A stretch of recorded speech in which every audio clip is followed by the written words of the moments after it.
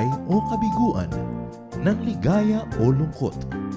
Kaya marapat lamang na tanggapin si Jesus bilang tagapagligtas at Panginoon. At matapos yun ay panariwain ang katapatan at paglapit sa Kanya bawat araw o day by day.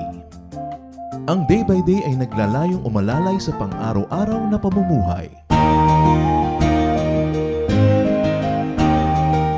Narito po si Kuya Ed Lapis sa mensaheng pinamagatang Solomonic Wisdom, Special Edition 1. Maraming proverbs at lahat yan ay kapakipakinabang, pero merong special edition.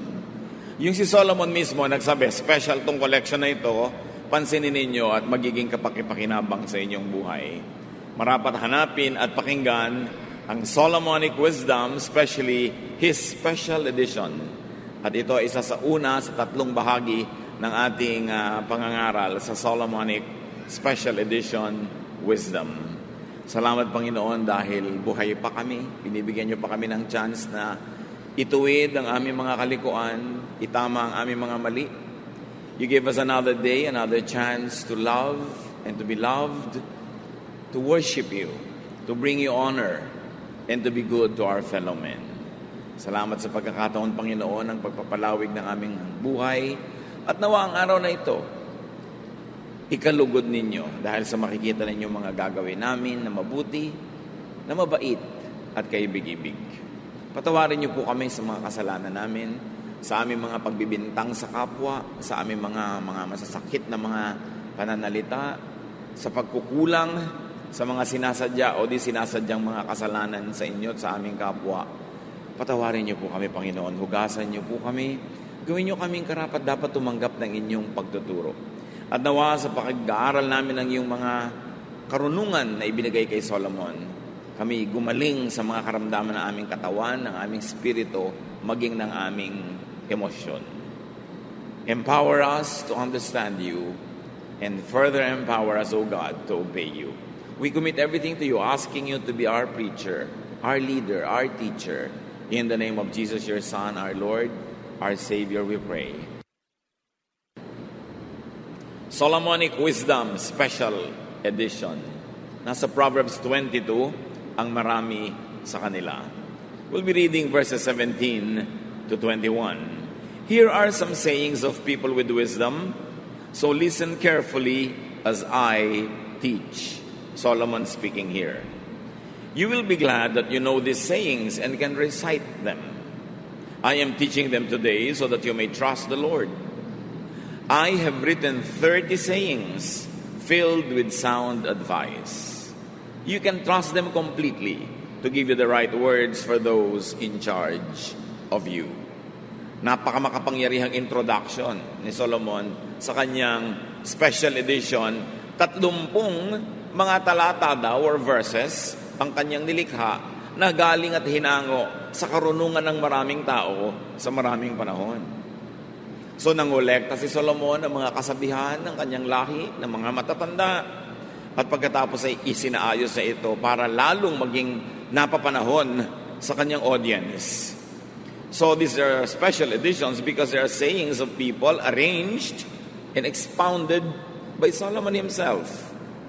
So the wise Solomon listened to others and then collected and arranged the Proverbs. Doon pa lang meron na agad tayong matututunan mga kapatid. Learn from others. Learn from Proverbs. Mga salawikain. Kung si Solomon nag-aral ng mga salawikain ng iba, tayo man, hindi lang yung salawikain inilista niya, pati salawikain ng ating mga ninuno ng sarili nating bayan. So you hear, contextualize, and apply other people's wisdom. Doon pa lang, tadtad na ng karunungan. Maiksi ang buhay. Hindi natin kayang pag-aralan sa buong buhay natin ang lahat ng dapat matutunan. At kung may matutunan man tayo, kadalasan, matanda na tayo. Kung kailan tayo ay nasaktan na, nadala, nahirapan, nagkamali, doon ka palang matututo. Kaya mahalaga, it is important to hear other people's wisdom. Kailangan makita mo yan, madinig mo ang karunungan ng mga matatanda, ng mga nasaktan na, nagkamali na, nadala na, para maiwasan mo na ulitin sa iyong buhay. Then you contextualize. Ibabagay mo sa iyong buhay, sa iyong panahon, sa iyong kalagayan. Kasi iba-iba naman ang kalagayan at panahon ng mga tao. May mga karunungan man silang makatas, makuha sa kanilang buhay. Hindi naman buong-buo mong lululonin at i-apply sa buhay mo kasi may pagkakaiba ang kalagayan mo. Kaya i-adjust mo yon. You put it into the context of your life. And then you apply. Find practical ways to put into your daily life the high-sounding ideas and wisdom that you gather. Hear, contextualize, and apply. At narito na ang una, sa 30 niyang koleksyon. Kaya nga, 1, 2, 3 parts ito eh. Proverbs 22, 22 to 23. Don't take advantage of the poor or cheat them in court. The Lord is their defender, and what you do to them, He will do to you. Huwag daw pagsasamantalahan ng mahihirap, lalong-lalo na huwag silang kawawain sa mga hukuman.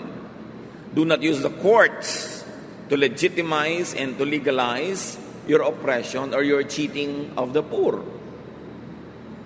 Kaya nga ginawa ang batas, yan ay para bigyan ng balanse ang buhay so that what people lack in their lives, they have in abundance through the law. Kailangan ay naibibigay ng batas doon sa mga kapos yung wala sa kanila sa kanilang buhay. Pero kung yung mayaman at makapangyarihan na ang makikinabang pa sa batas at sila pa ang kakatigan ng batas, bakit pa may batas? Mayaman na sila, kaya na nilang gamitin ang kapangyarihan nila para maghari. Kaya ang batas at ang kapangyarihan ng batas ay ginagamit para ipagtanggol ang mga mahihina sa pang-aabuso ng malalakas. So lesson number 1 from the special collection, do not take advantage of the poor. Huwag mong nakawin ang pagkain na para sa kanila. Huwag mong nakawin ang fertilizer na para sa farmer. Huwag mong nakawin ang pondo na para sa social work, para sa paglilingkod sa bayan. At huwag mong gagamitin ng mga batas, mambabatas, mga abogado, mga hukuman, para ikaw pa ang manalo, samantalang nang api ka na. Do not use power, especially state power, and very especially religious power, to abuse the poor. Do not find legitimation and excuse from the institutions to oppress the needy. The law is meant to protect the weak. So in addition to this, Proverbs 20 verse 10 to 11, don't move a boundary marker or take the land that belongs to orphans.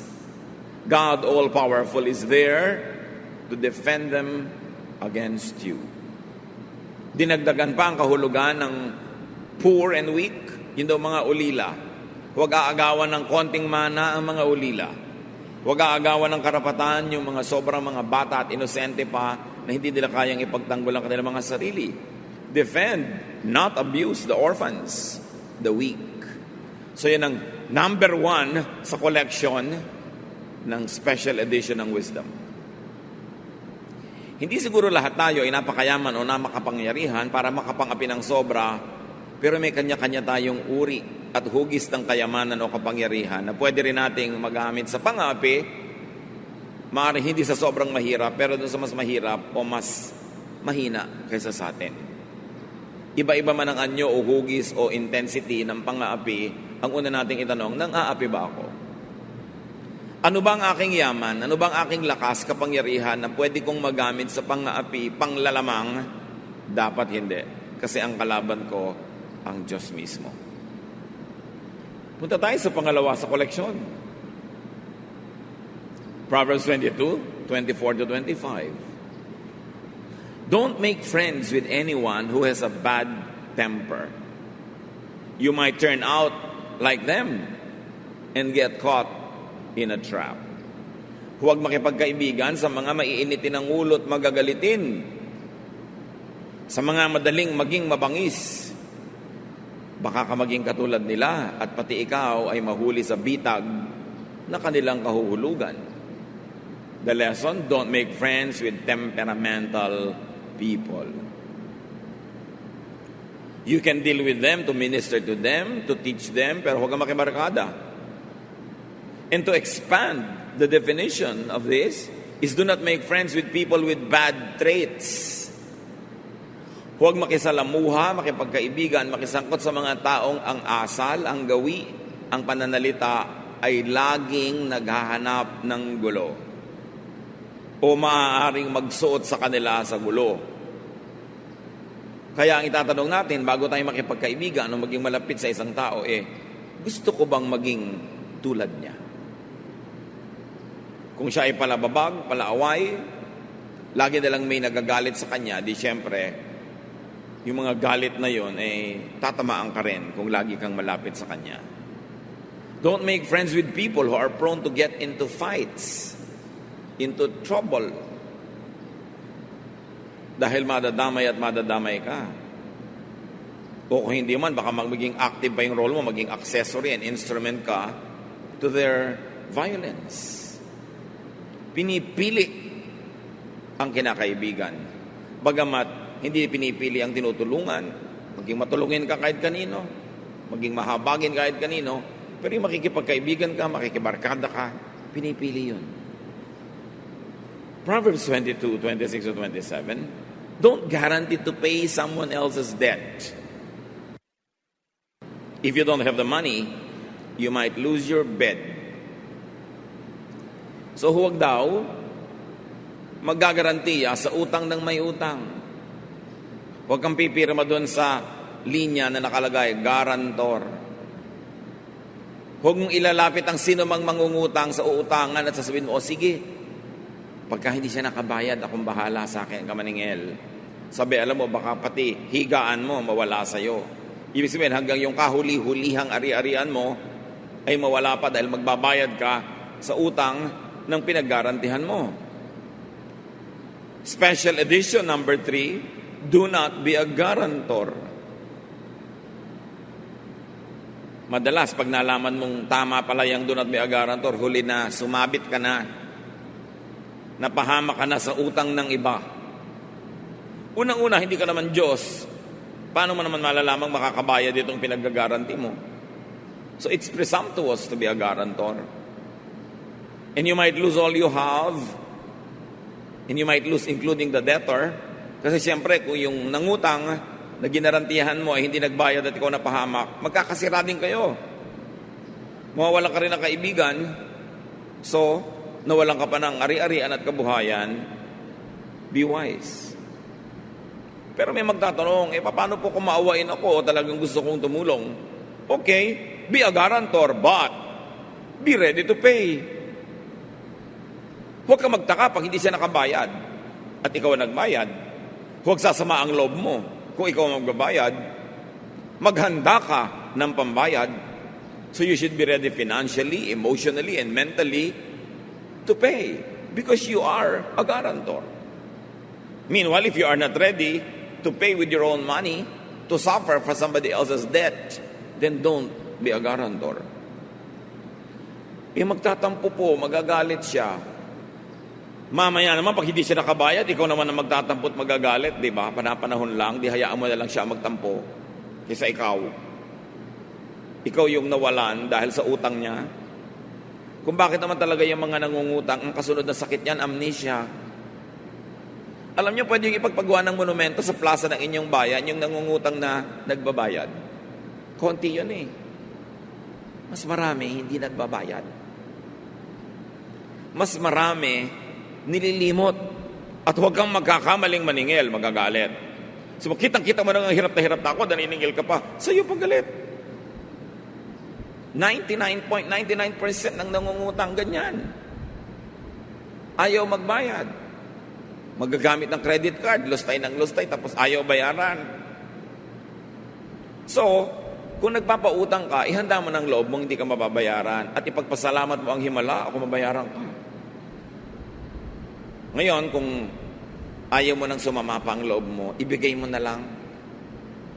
Nangungutang sa'yo ng 1 million. Sabi mo, alam mo, huwag ka nang mangutang, bibigyan na lang kita ng 100. Yan. Para walang samaan ng loob. Maglimutan tayo, kung gusto mo matapos ko ito, ibigay, okay lang. Hindi yung aasa-asa ka. Lalo kung pang-enroll ng anak mo, ibabayad mo sa rent ng bahay, o panghulog mo sa kung sa mga pangangailangan mo, ipapautang mo, para kang kumuha ng batong pumukupok sa ulo mo. So, i-quote mo yung verse na yan. Sabi mo, alam mo, sabi ko silang Biblia, huwag na ako magagarantor eh. Di ba? Dahil mahal ka ng Bible, kaya ka pinoprotect. Pang-apat, nakarunungan. Proverbs 22:29. If you do your job well, you will work for a ruler and never be a slave. Siyempre, iba naman kung yaya ka ng prinsipe at iba naman kung yaya ka ng isang kung sinong kapwa mo rin ng mga maralita. Diba? Yan ang tinatawag na alila ng alipin. Hindi yun masama. Pero ang sinasabi ng Bible, kung gagalingan mo ang pagtatrabaho, makakapili ka na employer. Kung gagalingan mo, huhusayan mo ang pagtatrabaho, aasenso ka, that you will end up working for the best. So kung ikaw ay hairdresser, kung ginagalingan mo yan, darating ang panahon ang ginugupitan mo, mga star, mga mayayaman, mga mahilig sa magaganda at kayang magbayad. Kung magaling kang driver, ang ending mo, ipagdadrive mo ang presidente ng bansa o ipagdadrive mo ang mga matataasang ranggo sa lipunan. Kung mahusay kang modista, darating ang panahon, ang igagawa mo ng damit, yung mga pinakamagagandang mga gawa ng damit. Kung ikay mahusay na karpintero, mahusay kang tubero, aasenso ka. So ang work well, yun ang lesson. Maski ano pang trabaho mo, hindi ka magtatagal sa baba pag magaling ka. Kailangan ng mundo ng magaling eh. Sasabihin, iba ang hirap naman po maghanap ng trabaho. Sino may sabi sa'yo? Kahit nga yung mga call center companies, ang dami-daming vacancies. Tens of thousands ang kailangan. Pero hindi lahat qualified.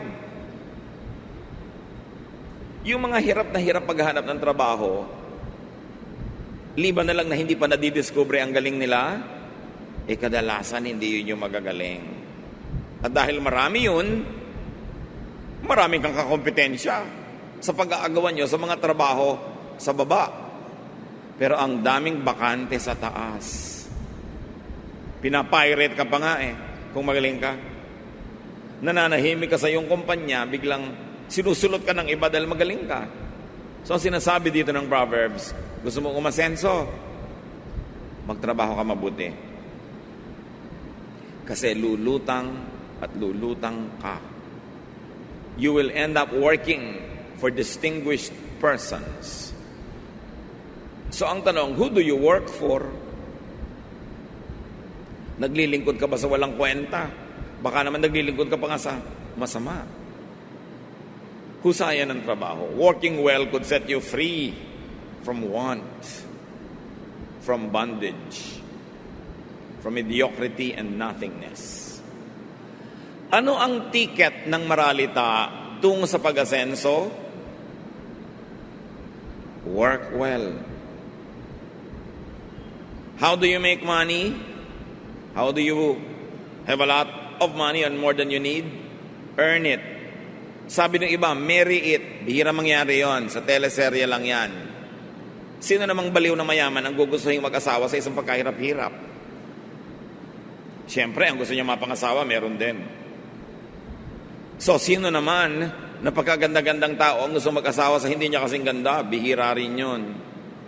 Bihira yung mga nai-inlove sa kampanerang Kuba. Bihira yung mga prinsesang humahalik ng palaka. At humalik ka man ng humalik, baka nakakaisang daang palaka na yan, tad-tad ka na ng kulugo, hindi pa rin nagiging prince. Usually, titingnan mo siyempre kung maganda ba yung partnership. Sino ngayon ang papatol sa'yo? Di kung mahusay ka, yung mahusay din, yun ang ticket mo para umangat. Kung mahirap ka na nga, tamad ka pa.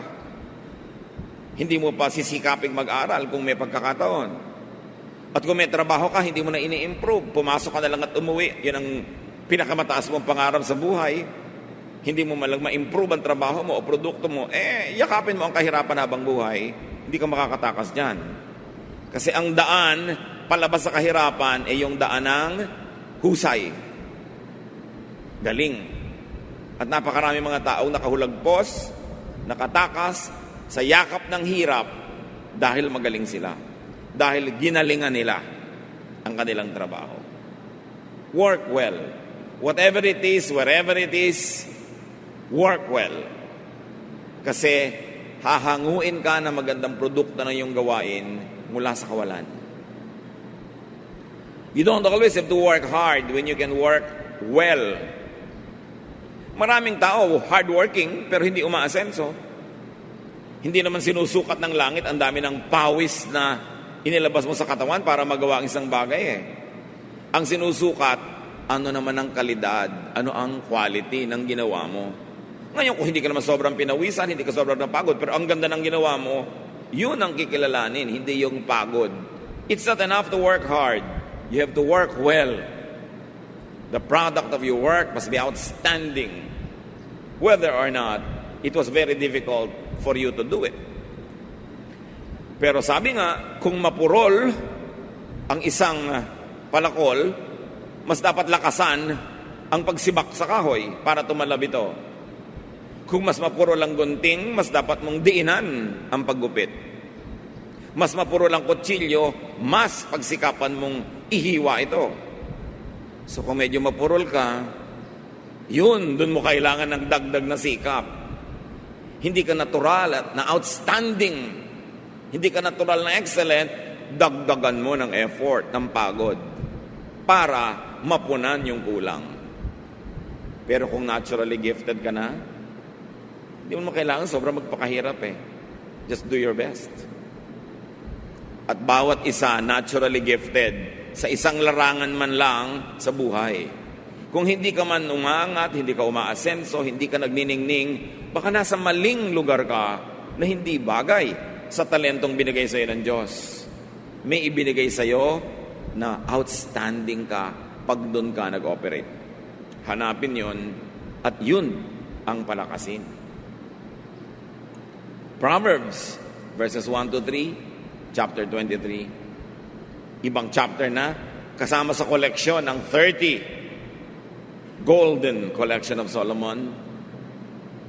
When you are invited to eat with a king, use your best manners. Don't go and stuff yourself. That would be just the same as cutting your throat. Don't be greedy for all that fancy food. It may not be so tasty. So sino nagsasabi nito? Si Solomon, who is king. Pag inanyayahan kang kumain kasama ang hari, may ganon, ilabas mo na ang pinakamaganda mong asal. Huwag kang dumulog at magpakabusog. Para ka nang nagpakamatay. Sabi, pag yan ang ginawa mo. Huwag kang magpakatakaw. Huwag mong isaksak sa iyong mabagsik na sikmura ang lahat ng pagkain nakita mo. Sabi nitong si Solomon. The king invites you for a meal. Take advantage of the time to be with the monarch. Show him what you have. Kung matalino ka, ipakita ang talino. Kung magaling, ipakita ang galing. Kung may hinaing ka, maaari magkaroon ka ng pagkakataong ihinga sa hari ang hinaing ng sambayanan na hindi niya laging nakakausap. O kaya, baka nalulungkot ang hari, pakiramdaman mo, baka naman pwede mo siyang mabigyan ng kahit konting kaaliwan, mapatawa mo man lang, hindi ang aatupagin mo, busugin ang iyong sikmura. Siyempre, metaphor ito isang talinghaga, hindi lang tukol sa pagkain. Watch your manners, especially before the powerful. Pag nagkaroon ka ng pagkakataon, halimbawa makapanayam ang isang taong mahirap makausap, mahirap puntahan, mahirap malapitan, baka naman tambakan mo agad ang mga reklamo at problema mo sa buhay. Surely, naparating mo yon, pero sigurado, di ka na maimbita uli. Lalo't di ka naman tinatanong na ano bang problema mo, ano maitutulong ko sa iyo.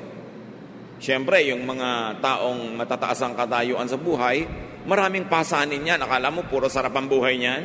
Maraming pasanin, marami pinaproblema, marami sagutin, Maraming tinutulungan, hindi lang ikaw. Maraming ginagastahan, hindi lang ikaw. So tuwing lalapit ka, may hihingin ka, meron kang kailangan, pakonti ng pakonti ang imbitasyon sa'yo hanggang mamaya, iwasan ka na.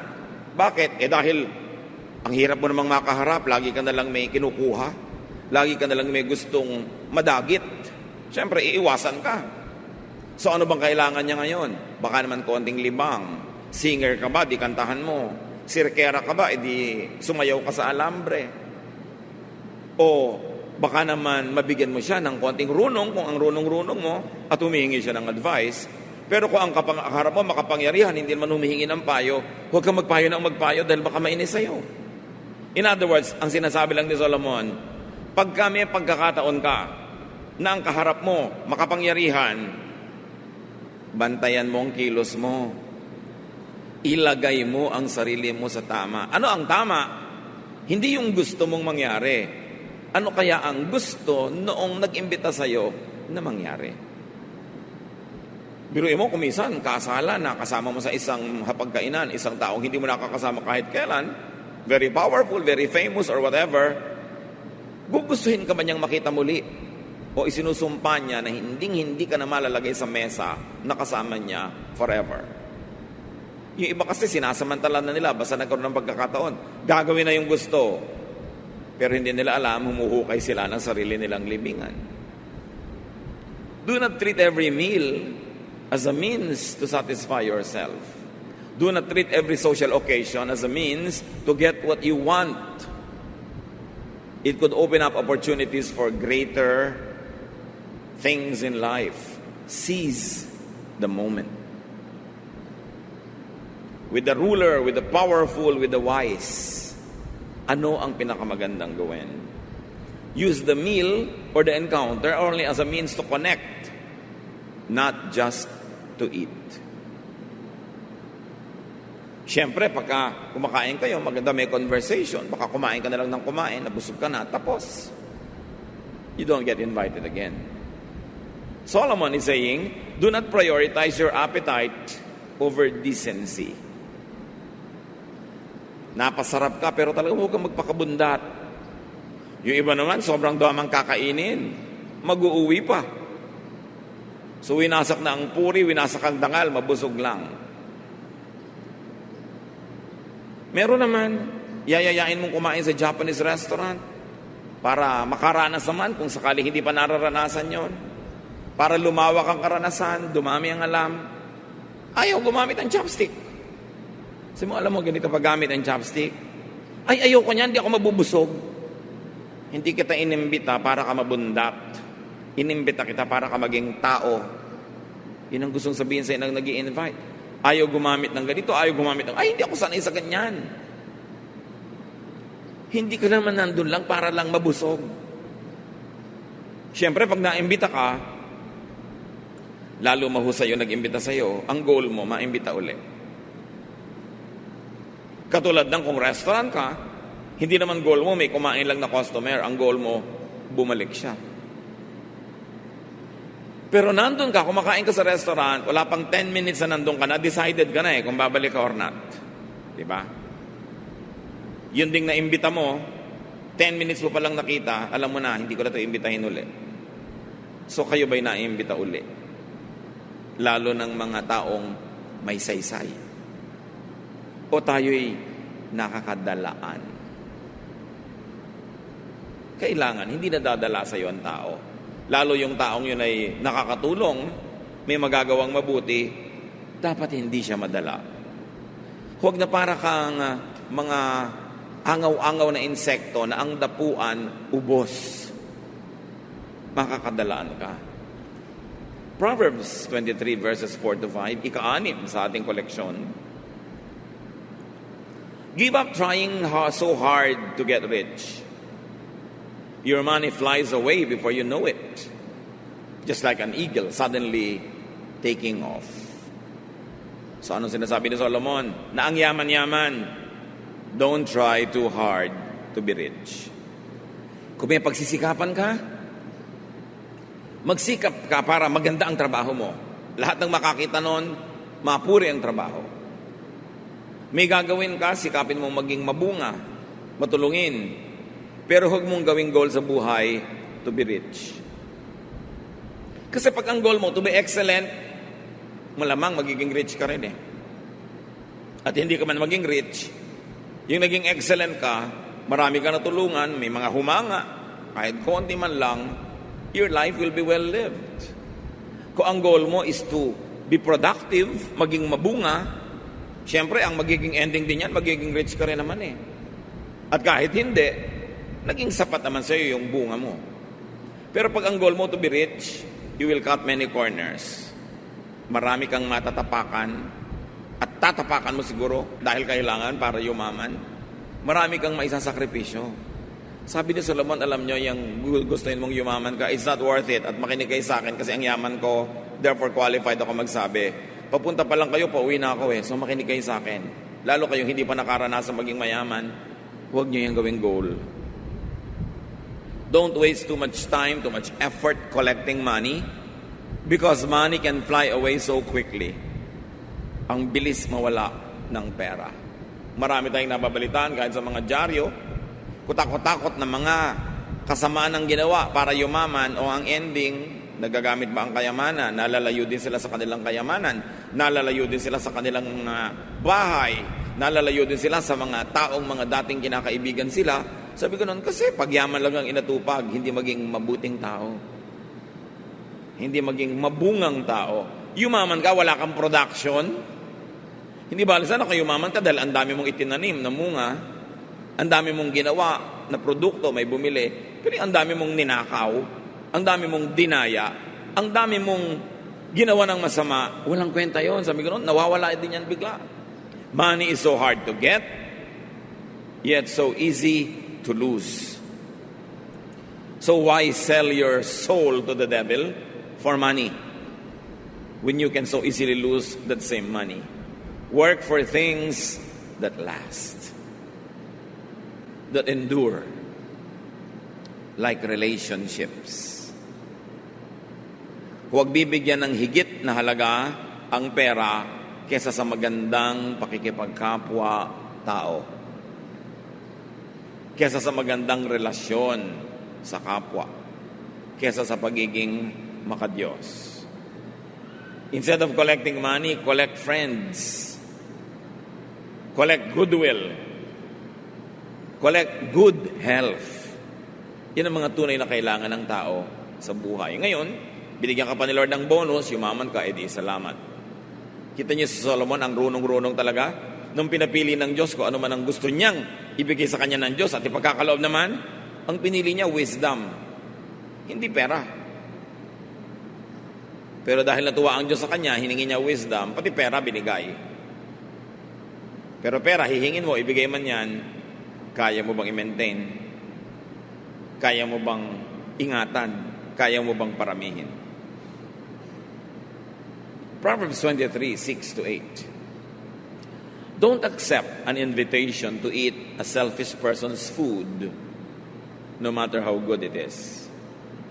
People like that take note of how much you eat. They say, take all you want, but they don't mean it. Each bite will come back up, and all your kind words will be wasted. Pati ba naman ito alam ni Solomon? At itinuturo. Sabi niya, huwag mong tatanggapin ang paanyayan ng isang makunat, isang kuripot, isang madamot na tao na kumain sa kanyang mesa. Yang mga ganyang tao, bawat subo mo, sukat at bilang. Huwag kang maniniwala pag sinabi niyang, sige pa, kain ka pa. Hindi nila yun. Talagang niloloob. Salita lang yon. At kung kulang na lang, ipasuka sa'yo bawat nilululun mo. Kaya bawat pasalamat mo at papuri, baliwala. Ang sinasabi dito ni Solomon sa atin, do not accept insincere offers. Huwag kang tatanggap ng mga alok na hindi naman taos puso. Mga alok na pabalat bunga. Mga alok na pakonsuelo de bobo. Huwag kang kakain ng nagbibigay sa'yo, alam mo namang hindi naman talaga gusto magbigay. Huwag kang tatanggap ng anumang bagay na hindi naman maluwag sa loob na ibinibigay sa'yo. In other words, discern in sincerity. Choose who to receive from. Kailangan, kung pinipili mo kung sinong binibigyan, mas pinipili kung sinong tinatanggapan. Tatanggap ka nga ng tulong, tatanggap ka nga ng bigay, tinutuos naman, isusumbat naman, ipamamalita naman sa iba, wag na lang. Mabubuhay ka naman kahit wala yun eh. Sa katunayan, yung alok ng isang tao hindi taos puso, baka pain o bitag lang. Ano ang kapalit? Anong bayad? Ano ang pakay? At nagbabait-baitan ang di naman mabait. Ano ang pakay at kunwari nagbibigay? Ang isang maramot. Ang isang maramot hindi magbibigay kung wala siyang kinukwentang tubo. So pagtutubuan ka lang yan. Kaya babalik tayo sa mga turo ni Solomon, hindi lahat ng kinakain sa iyo, kainin mo. Huwag kang magpahalata. Huwag kang kain ng kain. Huwag kang consume ng consume. Huwag kang tanggap ng tanggap. Kasi may bayad. Huwag magtiwala sa sobrang magiliw, sobrang mabait, sobrang palabigay, tapos wala naman kayong pinagsamahan, wala naman talaga siyang sukat tanawin sa'yo, ba't ang bait-bait? Baka may masamang balak. Sinabi na yan, ibalagta sa Florante at Laura, kung ang isalubong sa iyong pagdating ay maamong mukhat, may pakitang giliw, lalong pag-ingat at kaaway na lihim, siyang isaisip, nakakabakahin. Yung ang nice, wala namang pinanggagalingan, may hidden agenda yon. May balak. Pag-ingatan mo. Proverbs 23 verse 9. Don't talk to fools. They will just make fun. Ang linaw, hubad na hubad, simpleng-simple. Don't communicate with fools. Huwag makipag-usap. Huwag makipagkwentuhan. Huwag makipag-text. Huwag makipag-PM. Huwag mag-email. Sa mga kahangalan ang laman ng isip. Don't listen to rumors, gossip, hearsay. Those all fall under the qualification of foolish talk. And especially do not pass or share or spread foolish ideas. Pag may natanggap kang message sa Facebook, huwag share ng share. Lalo't nakakasira sa kapwa na hindi mo personally chinek. O kaya may kwentong nakakatakot. Lulubog ang buong Manila sa lindol, bla bla bla. Nasukat mo na ba? Alam mo ba? Don't share, don't pass. Kasi magdadala ka ng nerbyo sa iba, hindi mo naman alam kung sure yun. Lalo kasiraan ng kapwa, totoo man o hindi, don't pass. That is foolish talk. Hindi natin business yon. Kailangan manahimik ka. Lalo ngayon sa social network, ang bilis-bilis kumalat ang balita, maganda man o pangit, dapat meron kang responsibilidad, pananagutan. Pag may naninira sa'yo, sinisiraan si ganung tao, alam mo ba, personally, na-verify mo ba? Huwag ka maniniwala agad. Kasi we are people of truth. No matter how convinced a person is to try to tell you about somebody else's kamalian or kapintasan, maaaring nagkakamali siya sa perception niya. At kahit pa nga tama't totoo, dapat niyo bang pag-usapan? So listen to wisdom. More so if it's part of Solomon's special edition. Learn from them. Learn from Solomon. Makakaiwas ka sa maraming gulo na darating pa at maaring makalabas ka sa mga gulong na sangkutan mo na. Pakiramdaman ng buhay, makinig sa karunungan para makaiwas sa mga bagay na nakakasakit sa atin at para rin madiskubre natin ang magagandang bagay na inilaan ng Panginoon. Ama namin sa langit, binubuksan namin aming puso at isip sa inyo upang Panatilihin yung naroon sa aming isip lahat ng magagandang bagay na aming na-review. Bigyan niyo po kami ng creativity, ng enlightenment para ma-apply namin sa buhay ang mga bagay na ito. Patawarin niyo po kami kung may mga ginagawa kaming mga nanggagaling sa kamangmangan, nanggagaling sa foolishness. Teach us to be wiser as you are the God of wisdom. Pagbulay-bulayan natin mga kapatid, isa man lang sa marami natin pinagsalu-saluhan at gumawa tayo ng mga tiyak na pasya na pakinabangan natin ito at pakinabangan ng mga natin sa buhay. Dear Lord, as we sit still, as we listen for your voice, speak to us and teach us how to operationalize these lofty ideals. Manatili sa presensya ng Panginoon at hanapan ng paglalapatan sa buhay ang mga karunungan ni Solomon.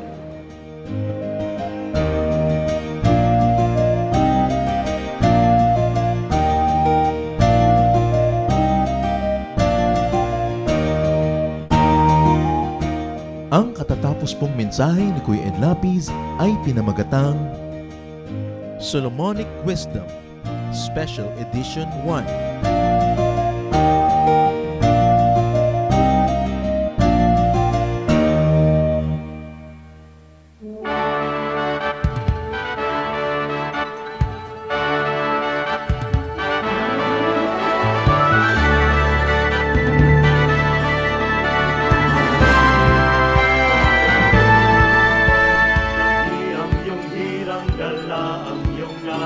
Taglay ang ligaya ng kaligtasan.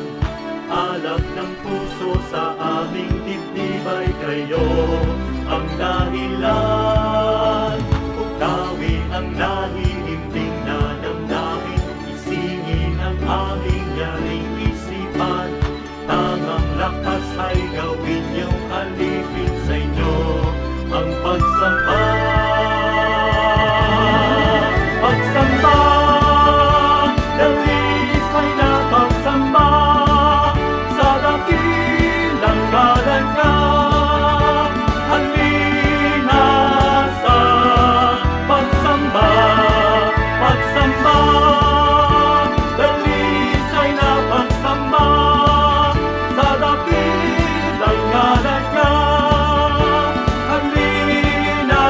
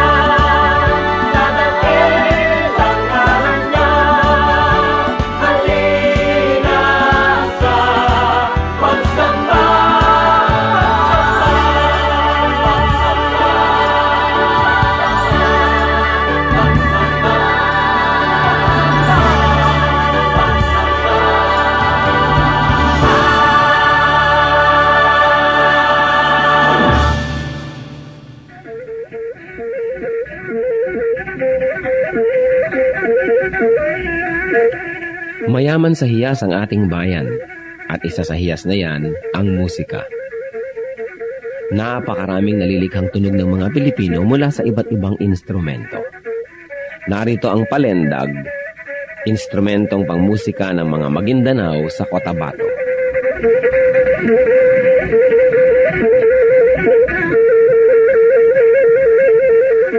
Ang palendag ay yari sa isang manipis na buho na may 2 sentimetro ang bilog at 10 sentimetro ang haba. May 4 na butas ang palendag, isa sa ilalim para sa hinlalaki ng tumutugtog at 3 naman sa ibabaw para sa iba pa niyang mga daliri.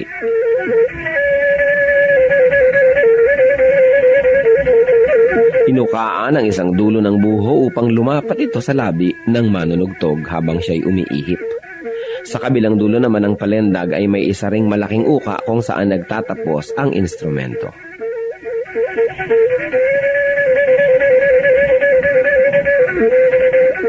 Ang pagtugtog ng palendag ay pawang improbisasyon ng manunugtog. Wala siyang sinusunod na sukat o ritmo at ang pagtugtog ay pagpapahayag niya ng kanyang nadarama, lalong-lalo kung siya'y nagliligaw o nagpapahinga.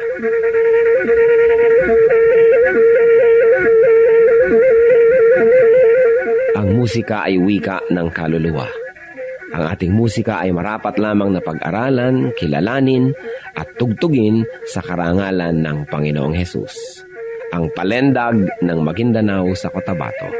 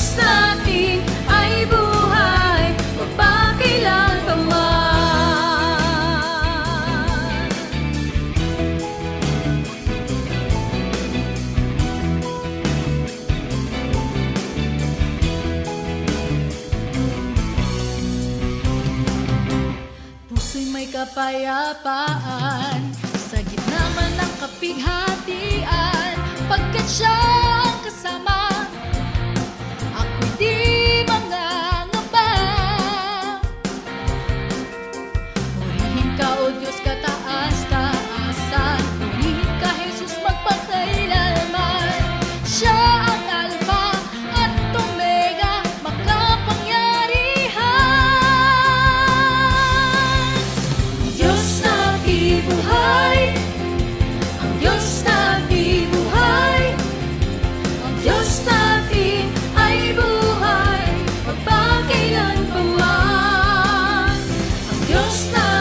buhay,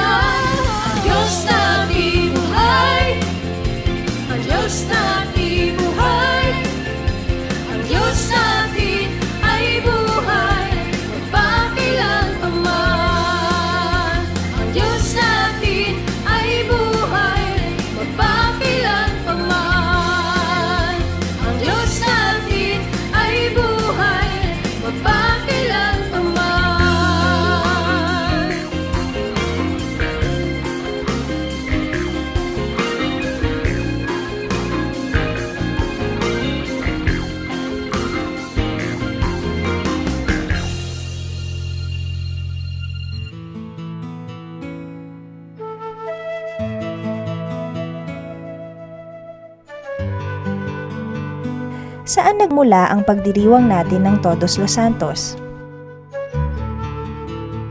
Ang mga Pilipino, maski nung hindi pa dumarating ang Katolisismo sa Pilipinas, ay talagang nakikipagniig sa alaala ng kanilang mga yumaong mahal sa buhay, mga ninuno, mga magulang. At ito ay lalo pang naidiin bilang isang institusyonal na tradisyon nung nagkaroon ng Catholicism sa Pilipinas kasi yan ay isang official holiday ng Catholic Church. Ngayon, maraming mga non-Catholics nagmamahal din sa mga kamag-anak, hindi naman masamang alalahanin ng ating mga mahal sa buhay, dalawin ang kanilang puntod, lalo't yan ay nakakatulong na maibsan ng iyong kalungkutan o kaya ay mabigyan ng kaaliwan ng iyong pangungulila.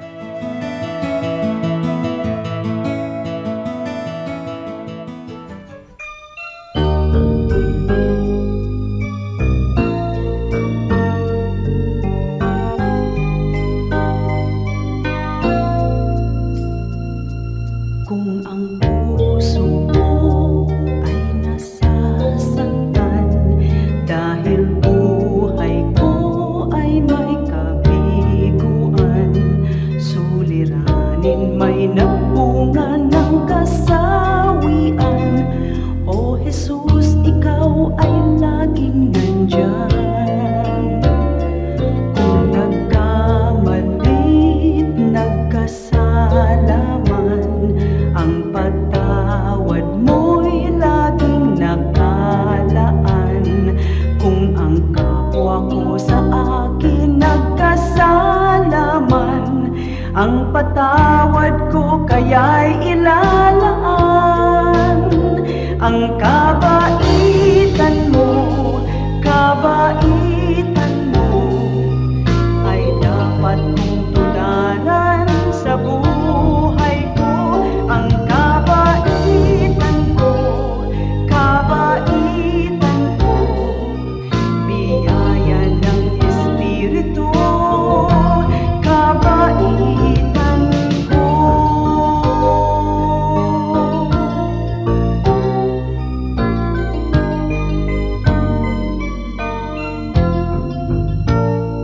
Kung nagkamalit, nagkasalaman, ang patawad mo'y laging nakalaan.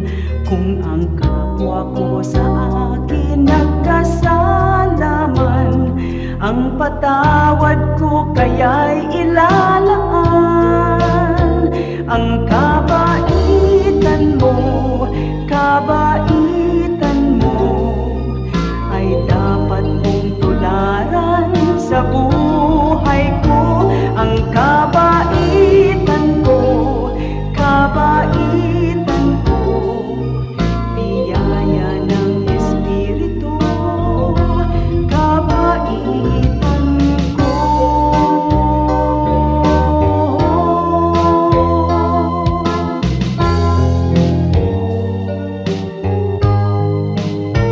Ang kabaitan mo ay dapat kong tularan sa buhay ko. Ang kabaitan ko, biyaya ng Espiritu, kabaitan ko.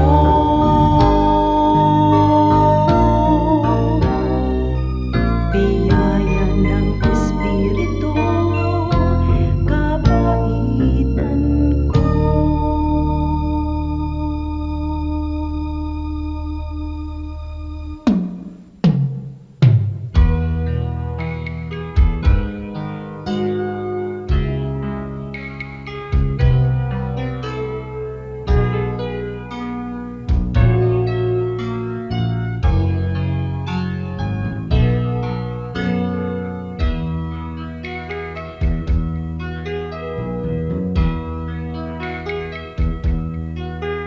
O Diyos, ang dalangin ko'y iyong tanggapin, na maging karapat-dapat sa iyong paningin. Kung may pag-aalinlangan, ang aking paniwalaan ay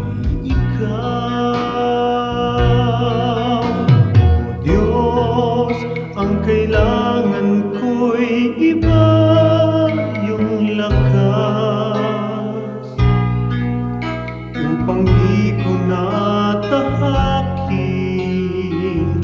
ligaw na landas sa pagpaparot parito sa ulat bagyo'y hindi magbabago.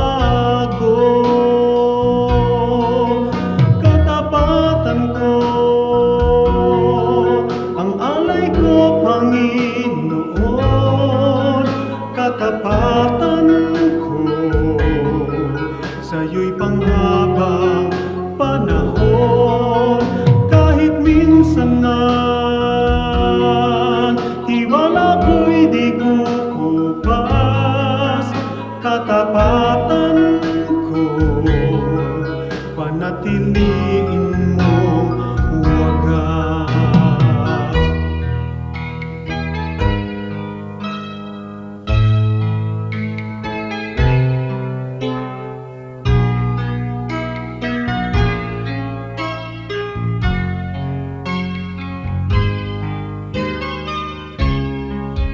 Sa pagpaparot parito sa ulat bagyo'y hindi magbabago.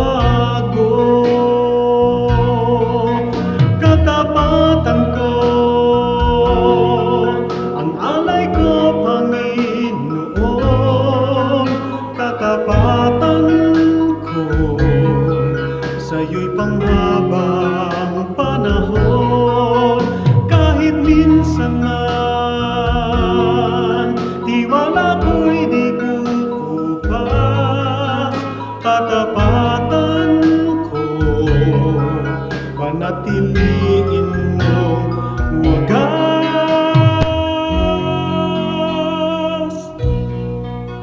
Panatiliin mong wagas.